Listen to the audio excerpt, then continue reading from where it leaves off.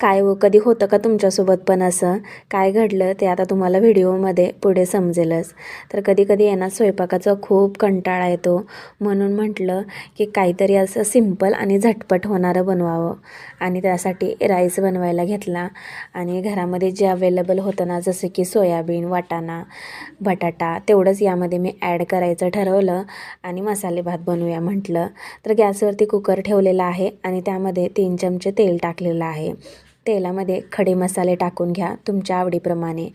लगेचच यामध्ये ॲड केलेला आहे उभा पातळ चिरलेला कांदा, त्यासोबतच टोमॅटो आणि हिरवी मिरचीचे कापसुद्धा ॲड केलेला आहे. सर्व एकजीव करून घेऊया. छान असं टोमॅटो आणि कांदा जो आहे तो मऊ होईपर्यंत तेलामध्ये परतून घेऊया. यानंतर यामध्ये टाकलेलं आहे आलं लसूणची पेस्ट, ते सुद्धा एखाद मिनिटभर परतून घेतलेलं आहे. नंतर मसाले टाकूया. मसाल्यामध्ये हळद पावडर, धने पावडर, त्याचबरोबर घरगुती लाल तिखट टाकलेलं आहे आणि सर्वात महत्त्वाचं म्हणजे बिर्याणीचा मसाला टाकलेला आहे. याने जी चव आहे ना राईसची ती दुप्पट होते. यासाठी मी जर नॉर्मल जरी राईस बनवत असेल ना, त्यामध्ये थोडाफार तरी बिर्याणी मसाल्याचा वापर करते. तर छान असं एकजीव करून घेतलेलं आहे, मिक्स करून घेतलेलं आहे.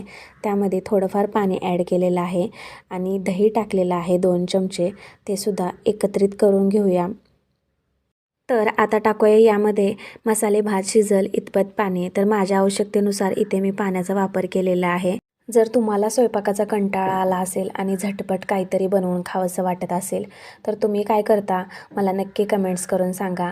आणि ह्या राईसची, ह्या मसाले भाताची रेसिपी कशी वाटली हे सुद्धा नक्की मला कमेंट्समध्ये सांगा.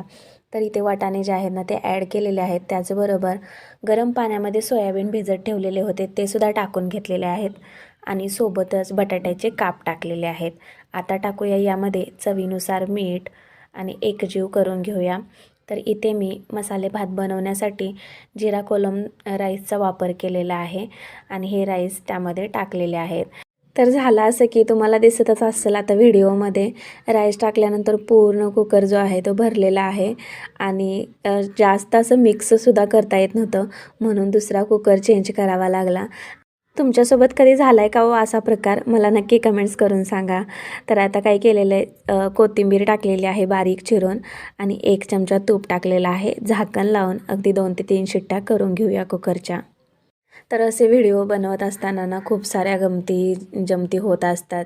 जसे की आत्ताचा हा प्रकार करायला गेलं एक आणि झालं एक म्हटल्यासारखं.